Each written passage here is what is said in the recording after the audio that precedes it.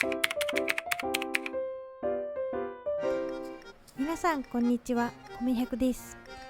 今日はビーツハヤシライスの作り方をご紹介します。今、献立を考えている朝です。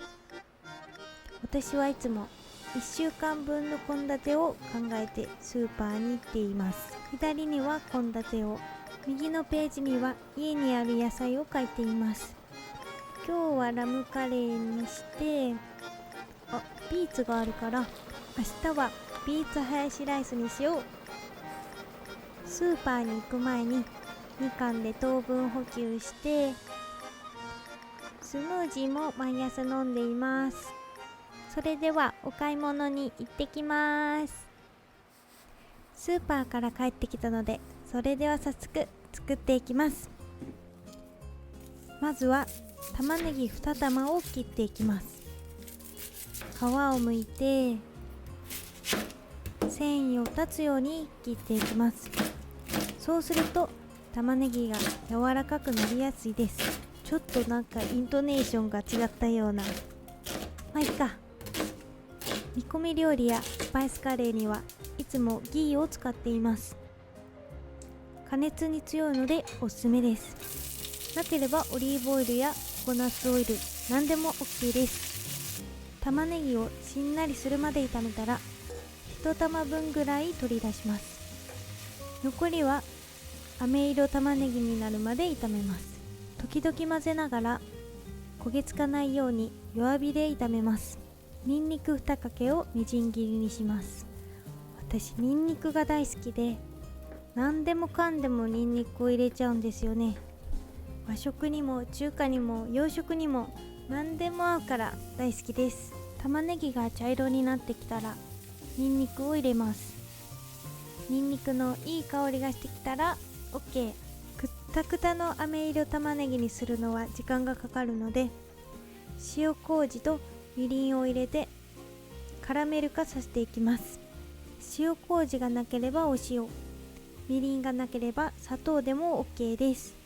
みりんがブクブクと茶色になってきたら玉ねぎと絡めて、これでコクのある飴色玉ねぎの完成です。続いてはトマトをざく切りしていきます。トマト缶で作るとより濃厚になります。私はフレッシュなトマトの方がよく使います。炒めた飴色玉ねぎにトマトを加えてくたくたになるまで煮詰めます。たまにこうやって潰しながら皮の硬さがなくなるぐらい煮詰めたら OK。 この工程でトマトの酸味を飛ばしているので、どこまで煮詰めるかはお好みで。ハヤシライスなのでトマト感がちょっと残っていた方が美味しいです。そしたら牛肉を入れて軽くかき混ぜます。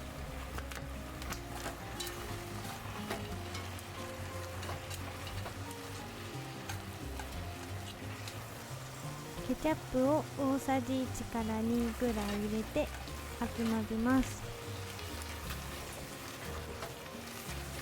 ウスターソースはイカリソースさんのをよく使っています。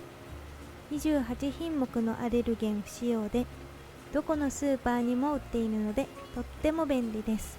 ウスターソースを大さじ1から2加えて軽く混ぜます。こういうウスターソースとかとんかつソースとかとってもありがたいですよね。ルーとか入れなくてもこれだけで味が決まっちゃうんですから。コンソメやデミグラスソースを作っていた時期もあるんですけれども、なんせ時間もかかるしお金もかかるしで正直大変でした。とろみ漬けに米粉を入れてコクを加えるのに赤ワインを入れます。赤ワインじゃなくてお酒でも OK です。中に入れるお野菜はお好みで、人参やしめじ、あとはマッシュルームなんかもおすすめです。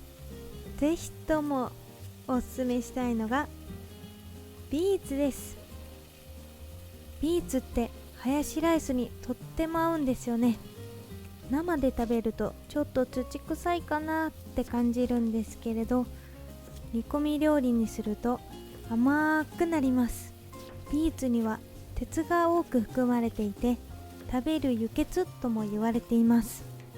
ビーツを使った料理となるとポタージュやボルシチが有名ですが、ハヤシライスに入れるのもおすすめです。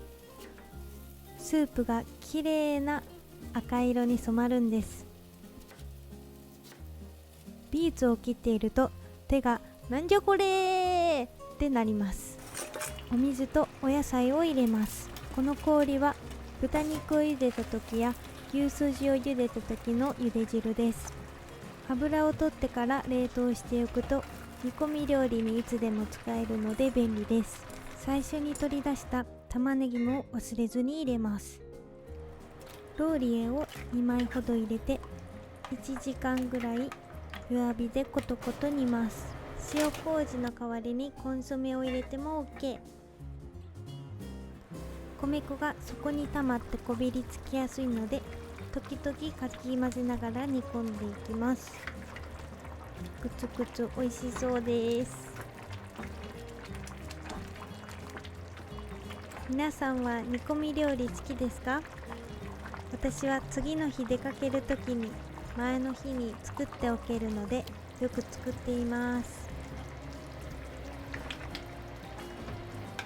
1時間煮込んだらこんな感じ。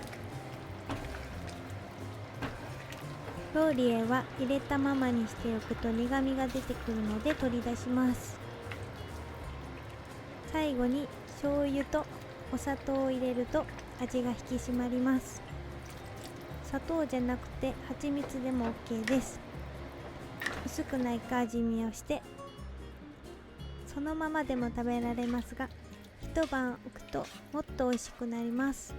味が薄い時はウスターソースやケチャップ、醤油などで調節してください。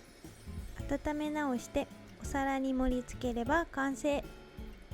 お好みで米粉パンやご飯とどうぞ。ビーツのおかげで綺麗な赤色になりました。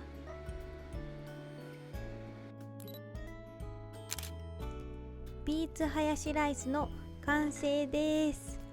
ハヤシライスにこのビーツの甘みが合うんですよね。